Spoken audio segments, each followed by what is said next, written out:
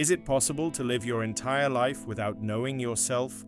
Perhaps this has happened to you. You built a home, you raised a family, you worked hard and devotedly, day after day, for decades. From the outside, your life appears to be a dream. Come true, stability, responsibility, success. But how do you feel inside? Often, silence reigns within you, a subtle and unsettling feeling that something important is missing. Not love, not recognition, but yourself, because no one taught you how to build yourself. You learned how to get something, but not how to feel something. How to meet expectations, but not how to listen to your soul. How to be someone, but not how to be yourself.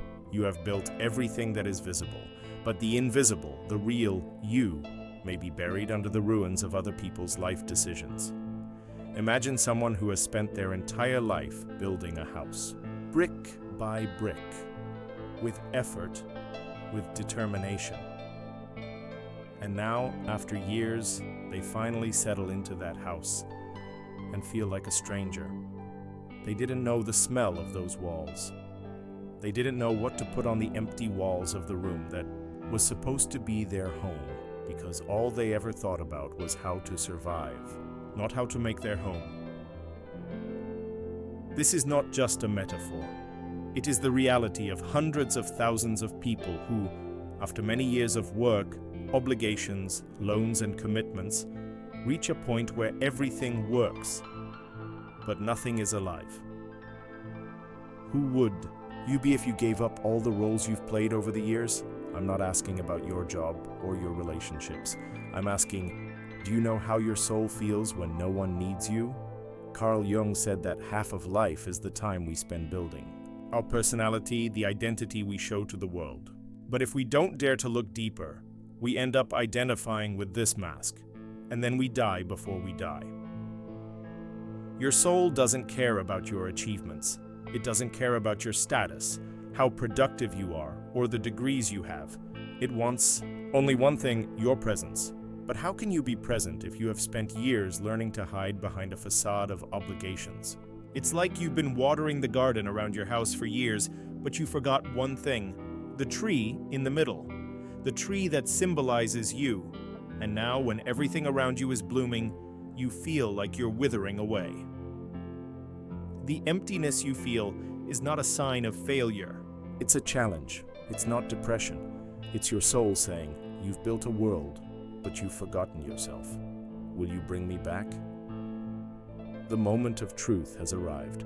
Not the truth in the media, not the social truth, not the truth in advertisements that promise success and positive thinking, but the existential truth, the truth that says, if you've built everything and you still don't feel like yourself, it's time to start over, from the inside.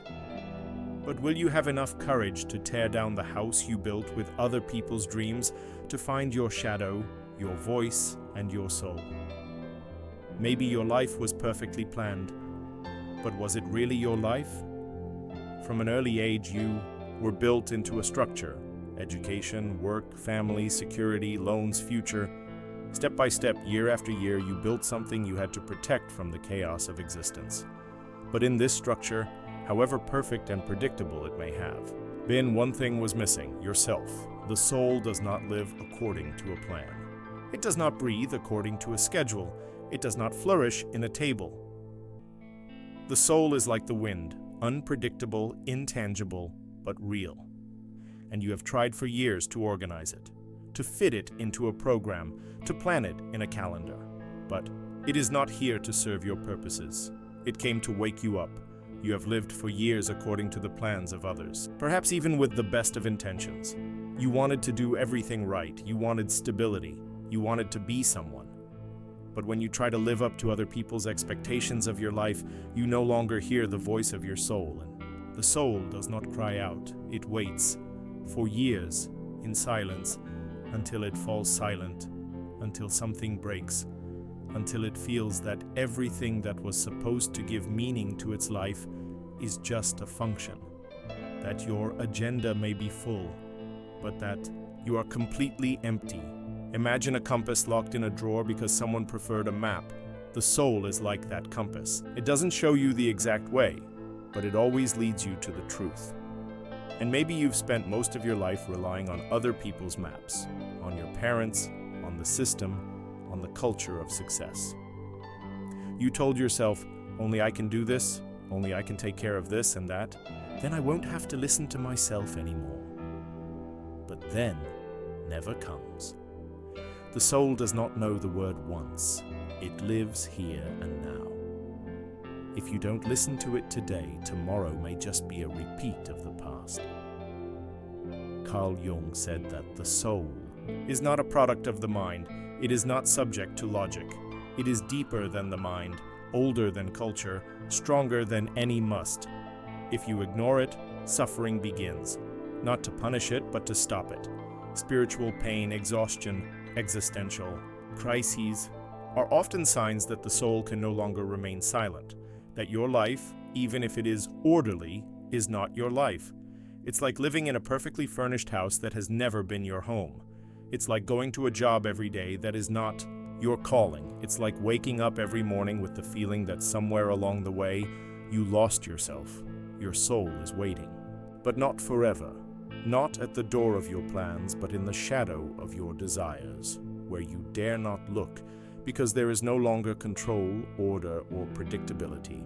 There is only truth, your truth, not the one you show to others, but the one you experienced as a child when you looked at the night sky, or the one that suddenly awakens in the silence of 3 in the morning. Your life is not a project. It is a cry from your soul for authenticity, for presence, for the desire to finally feel that you are more than the role you play, and the question is no longer, did I do everything right? But, was I truly myself? Who are you when you don't have to introduce yourself to anyone? It doesn't matter what you do. It doesn't matter what's on your CV. It doesn't matter what remains when everything you've built around yourself to function disappears. In a society based on productivity, work is not just a source of income. It becomes an identity, but is an identity based on a role truly yours? You were needed, you were competent, you were responsible. But were you also yourself? In the role you played perfectly for decades, was there room for your real emotions, for your sensitivity, for the fears you couldn't show, for the dreams that weren't included in your job description? Carl Jung called this the persona, a mask we wear to survive in society. A mask is not a bad thing. It protects us. It facilitates relationships. It allows us to function. But if you identify too much with the mask, you may forget that it is only part of you. You can forget that underneath the mask is a person who has nothing to prove. A person who doesn't have to be a product. A person who doesn't always have to be logical, efficient, and powerful. Have you ever asked yourself, who would I be if no one judged me? Is there a me outside of work? Or perhaps your existence has been nothing more than a reaction to the needs, goals, and expectations of others for years? In a performance-driven culture, a person without a title, without responsibilities, without goals, becomes invisible. That is why so many people retire and feel an existential void, because their entire identity was tied to their job, not to their essence. But the soul does not recognize a director or an employee of the year. It recognizes authenticity, truth, genuine contact with people. Perhaps that is why so many people feel a strange longing, even if everything seems to be fine on the surface. It is a desire to be themselves, to hear their own voice, to have a life where they can be themselves without having to act, earn money, or achieve goals. Perhaps every morning he didn't just put on a shirt, but also a mask of a strong, competent, trustworthy person. But what happened in the evening with everything that wasn't said? Where did the anger, sadness, and insecurity that couldn't find an outlet go?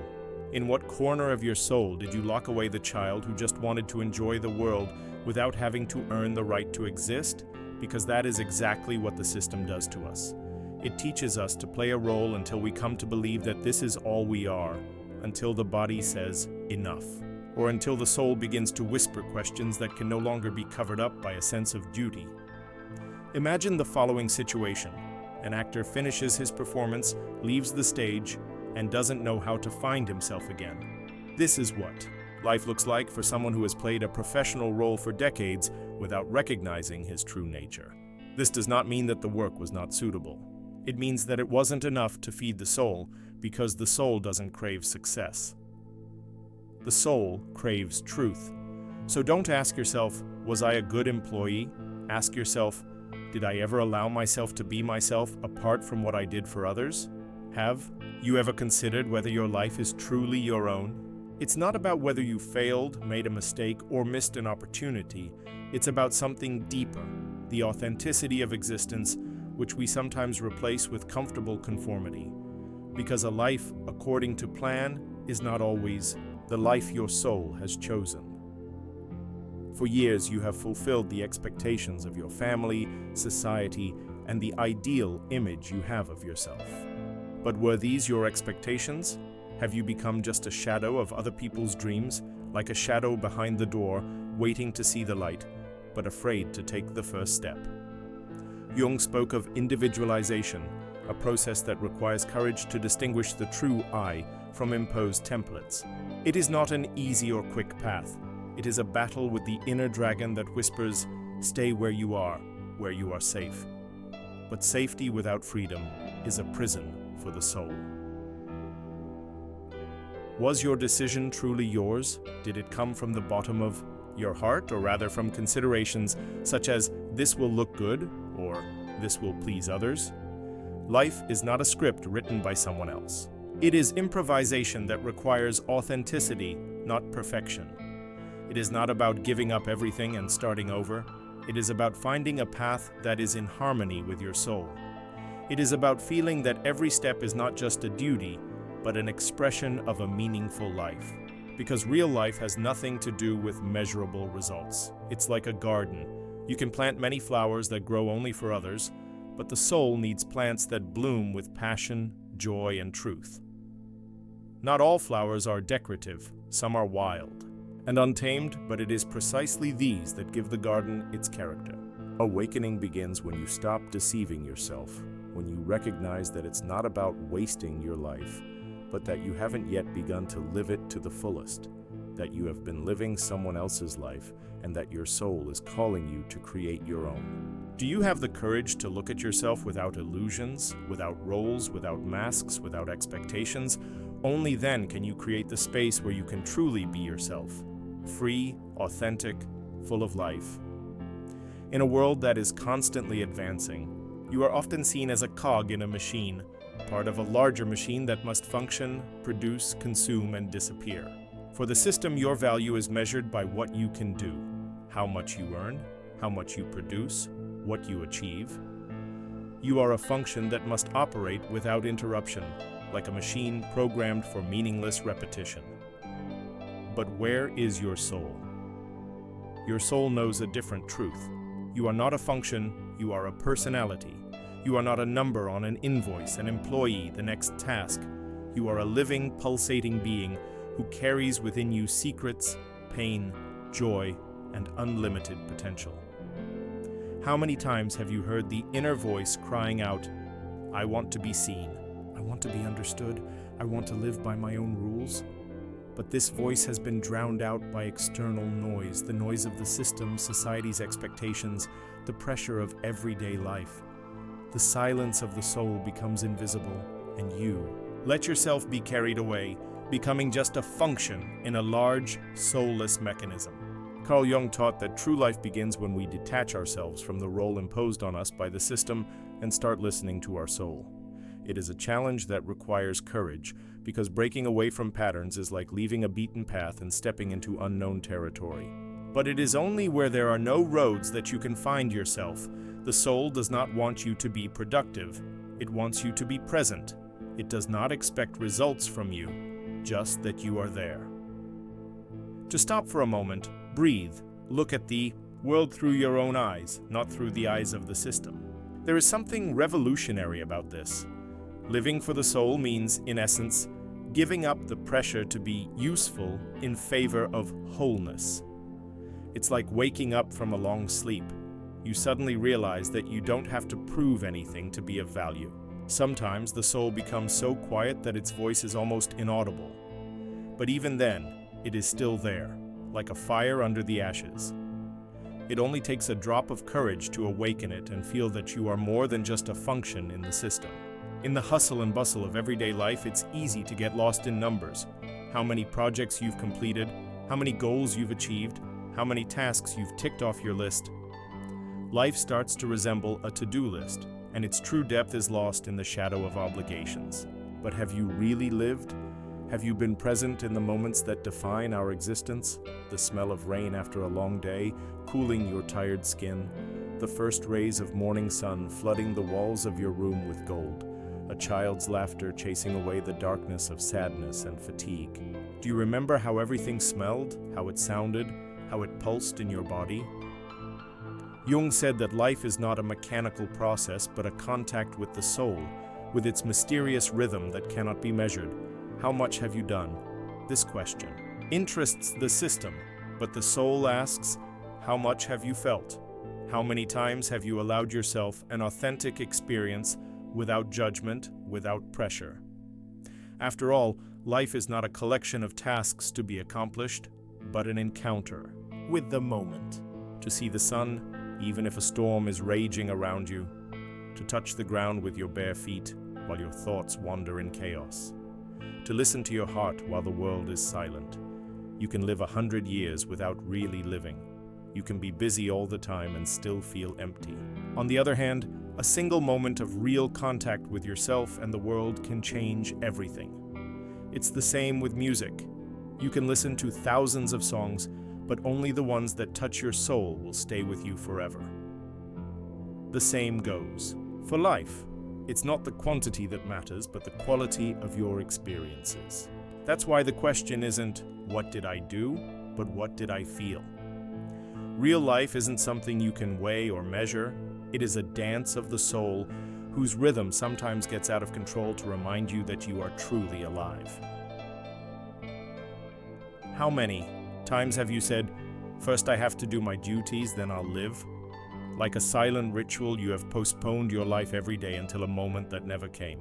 The belief that after work, after duties, after achieving your plans, true freedom and true happiness will come. Carl Jung spoke of the soul that is silent when it is constantly driven away. This silence is not empty, it is a voice that gradually fades away. And if the soul is silent for too long, you begin to die while still alive and lose touch with what is truly important. Life is not a reward for perseverance, but an experience you live in the present moment. There is no after, there is only now, even if you don't realize it. The day that has passed, the smile of a loved one, the warmth in your heart. All of these exist only in this moment. You have waited too long for everything to work out, for problems to disappear, for you to find time.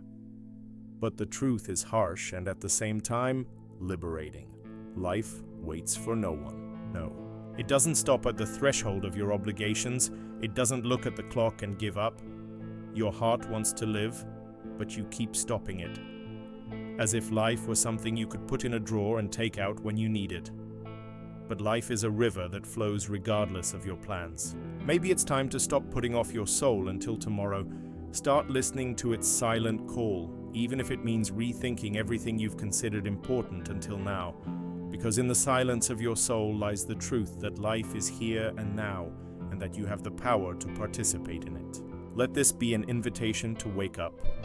Perhaps today and not tomorrow, not someday, is the moment when your soul says, enough, live.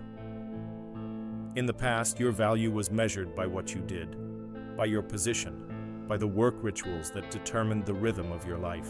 But retirement, this silent moment of transition, disrupts this order. There are no longer tasks that determine your daily schedule. No control, no obligations, no deadlines. You are alone, without labels, without roles, without external validation. And then you are faced with the most important question: who am I without my work? Without the structure that has given you security and meaning for years, you are a personality, not a job title. Your soul is searching for its true identity outside the patterns of the system. Jung spoke of the shadow, those parts of ourselves that are hidden and unknown. Retirement reveals the shadow that has been repressed by years of activity.